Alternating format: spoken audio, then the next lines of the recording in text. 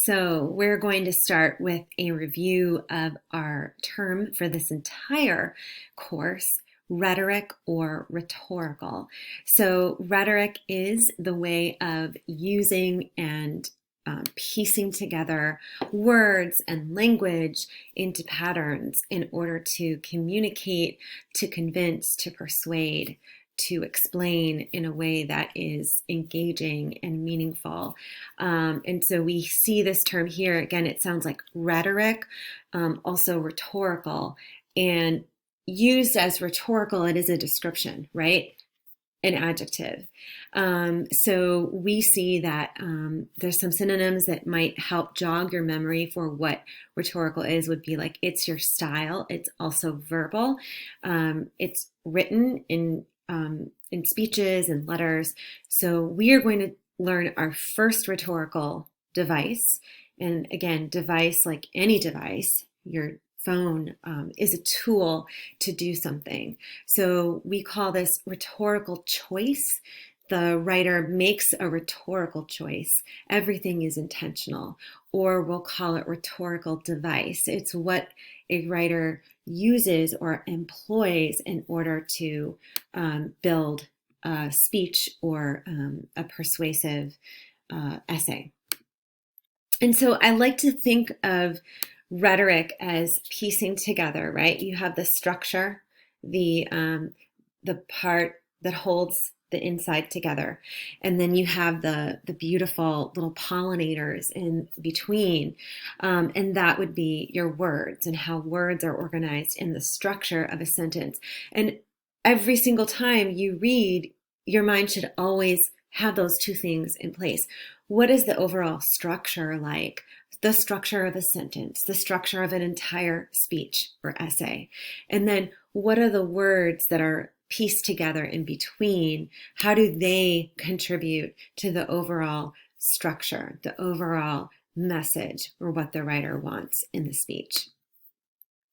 And so you're constantly thinking about word patterns, those little pollinators, the details, and then again, the sentence structure.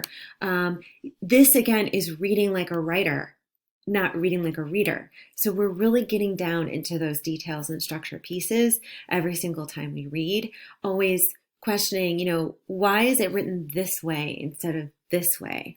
Why would the writer want to use these two words together to create this overall sentence structure to convey their message? So our first rhetorical device would be repetition.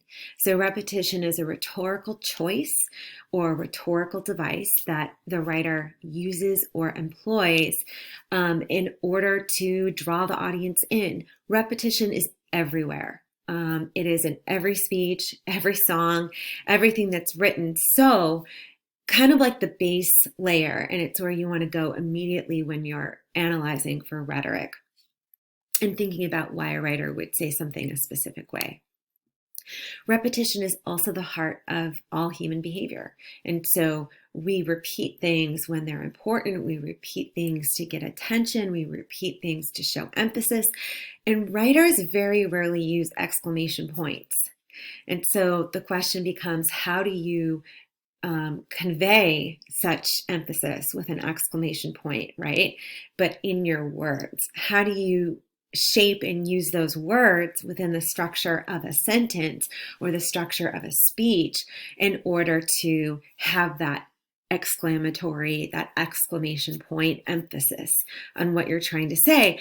And we do that, or writers or speech writers, speakers do that by the rhetorical choices, by placing the words specifically in a particular order, in a particular sentence structure. So again, think of it like that. Why would a writer use repetition?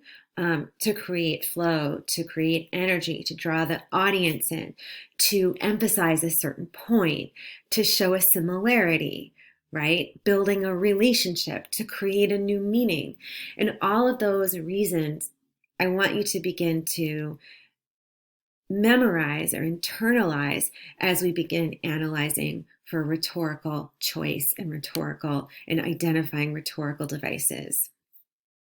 Again, how do writers show tone, attitude, mood, or feeling? And how do writers get our attention? So if we think of repetition as the base layer of analyzing for rhetorical choices, that would be the umbrella. And then underneath it, the first rhetorical device we're learning about is parallelism. Ultimately, writers use parallelism for emphasis, for the flow, but to also show a relationship. It gets to that deeper meaning. Again, it's so powerful to put words in a certain way, and we're really going to dig into that in our analysis. So we went over this lyric right here with the repetition of ain't no, ain't no, ain't no. And then we have, okay, fine, we've noticed that repetition, right? And now we also notice there's something after the repetition of ain't. And so it becomes more than repetition. It's going to become something bigger called parallelism.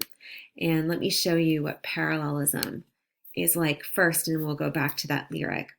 It's like repetition is what your ear and your eye should see first, and then you decide which rhetorical device it is after that repetition, right? So repetition is a little bit extra. When it becomes a little bit extra and drawn out, and you notice chunks of phrases after that repetition, it most likely is parallelism or parallel structure. And so we see it here with the ain't repeated, but then afterwards, well, ain't no repeated. So your eye sees that, but then your eye sees a phrase after. And we're thinking, okay, it is repetition with ain't no, but could it also be parallelism as a rhetorical device that the writer is using? Let's check it out. So it is comparing a mountain, a valley, and river. Okay, those are three different things, but what do they have in common? They have in common like natural landscape, and then we have high, low, wide. What do those have in common? Different measurements, and then we end the same way. So as we analyze that, we're thinking, why would a writer use the repetition, create this parallel structure or parallelism in a speech? Let's say this is from a speech, it's from a song.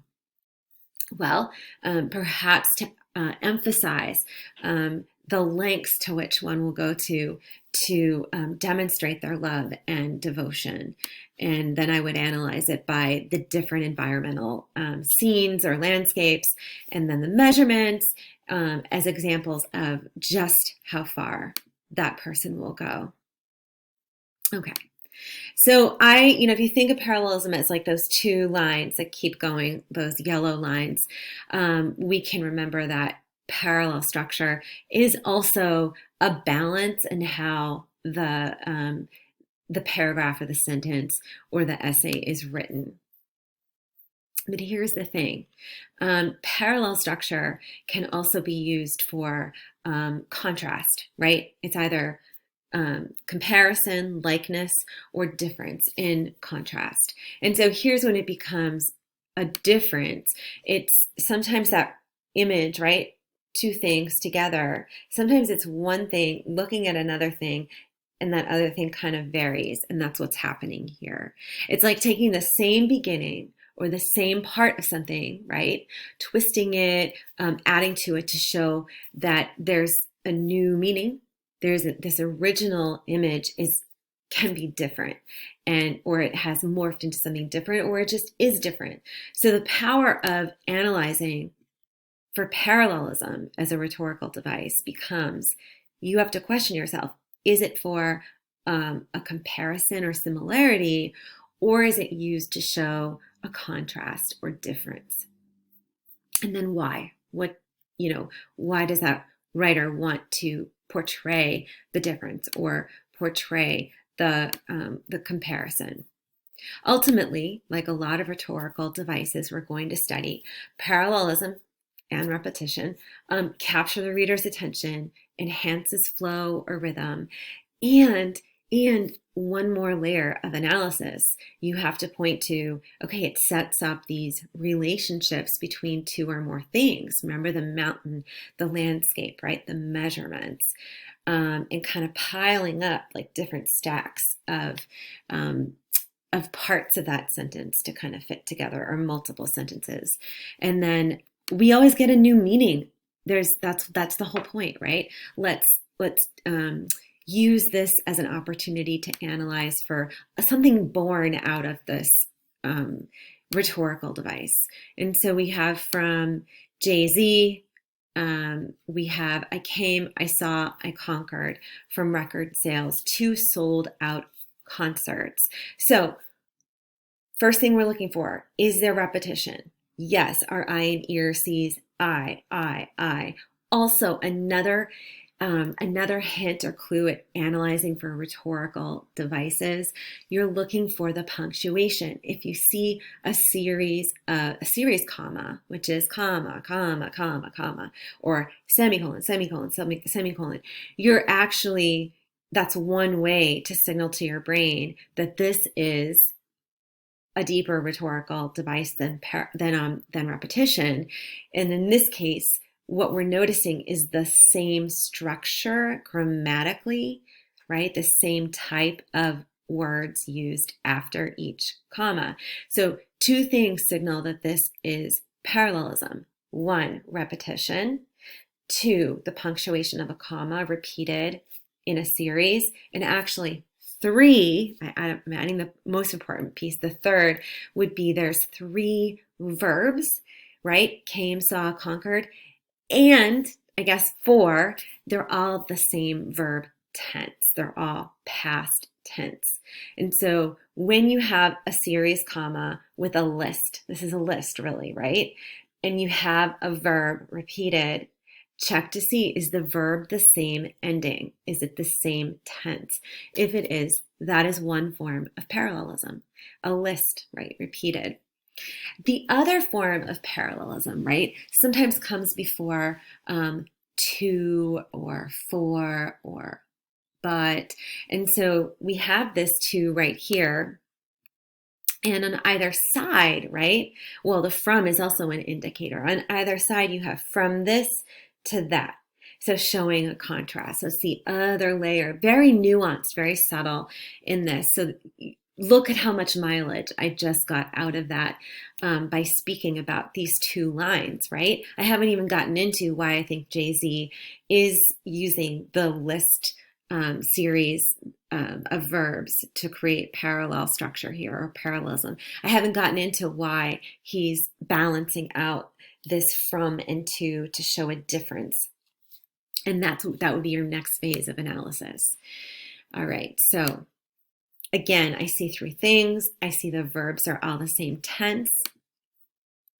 It's not this, right? So a test in your brain would be, do the verbs sound the same in ending, right? Is there a repeated part of the words in a row in a series, like a list? And so I like to think of parallelism not only in that list format, right, that flow, but also in a balance. And the writer is carefully giving us similarities or differences to balance on either side of maybe a to, a but, in between a for. So you're going to have to look at those little words, those connector, those prepositions, right? For, but, to.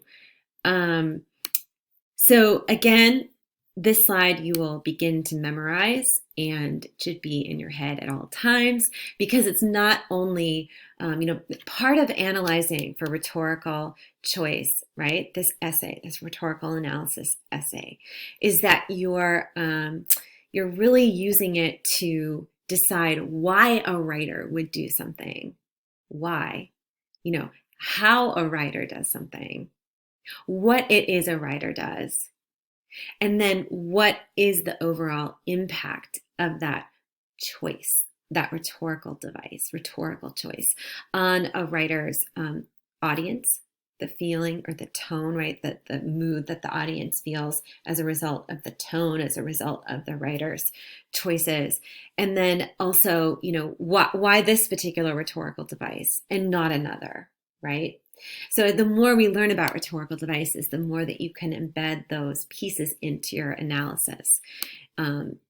So as we go along here, this is Farrell's clap along if you feel like a room without a roof. Clap along if you feel like happiness is the truth.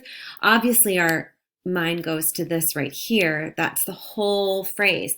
I mean, at a base, we see clap, clap, but then we extend it. Oh my gosh, this whole phrase is being repeated. We just now have to look at how the endings are the same or different, what relationship is built out of those endings, out of contrast. Why is the writer contrasting two things? Or out of similarity, why or how effective is the similarity, and why is the writer making a similarity in this moment? Okay. I also want to point out this one. This is from George Orwell's Shooting an Elephant. And we're going to think about, okay, what is the message that the writer, so the message in rhetorical analysis is really, what does the writer want, right? What the writer wants is ultimately their message. So some of the people said that the elephant had gone in one direction. Some said that he had gone in another. Some professed not to even have heard of any elephant. Okay, so our ear and our eye should scan if we see a series comma, right? I see two commas. That should be an alert. So some of you are going to want to use grammar, so the punctuation. Punctuation is huge to finding rhetorical devices. And that's kind of like your goal in writing this rhetorical analysis essay. You have to be able to locate very quickly the rhetorical device. And one way to do that is to train your brain to find the punctuation. And so again, you see repeated commas, you see repeated semicolons, it's going to eventually indicate a rhetorical device. The other piece of this is looking at, so the three sums, right, following that comma is going to indicate that there is a form of parallelism, and then we have to figure out why would the writer do that. In order to figure that out, we need to analyze the pieces that come after the repetition of some. So we have like, people said they saw the elephant because it had gone in one direction, and then we have no, it went in another. Okay, fine. So there's two opposites there, and then we have a third. No, we didn't even see the elephant. So perhaps the writer is using this to point out the differences of perspectives, the different perspectives that people had. Instead of saying people thought of different things, people had different perspectives. The writer is creating this flow, this enhancing, using language to build out this drawn out language to show that there are three different perspectives here by using the repetition of some and the phrases that follow. So that's a little bit of, that's kind of different. Here's one that is a little bit different. We again I like to look for punctuation. So even before I read, I'm going to scan for punctuation, right? Yes, I see a colon here. I do see two commas. Right away, that's going to say, okay, something's going on. There is a rhetorical device at play here somehow. This is Barack Obama, my fellow citizens. I stand here today, humbled by the task before us, grateful for the trust you have bestowed, mindful of the sacrifices borne by our ancestors. So again, the comma says, all right, let's find out what comes after the comma. I have three verbs: humbled, grateful, mindful. Why are those verbs important? How do those verbs contribute to Obama's message? How do they contribute to Obama's overall tone or attitude in his piece and effect on the audience? And so we have three positive sounding words. We know that the writer is coming in, or the speaker is coming in with the effect of having the audience feel like he's one of them. He's humbled. We have him make a connection with the audience. He thanks them, right? But interested in, even though he's standing there today, he's talking about the past. So there's another contrast set up in there between the three parts of this sentence that create parallel structure or parallelism. Ultimately, the comma repeated and the verbs matching in a list. And then from there, we need to figure out how or why. So we did look at this and really analyzing the different parts of sentences for the nuance of the parallel structure. I hope this was helpful. Let's continue this work and move on to another rhetorical device.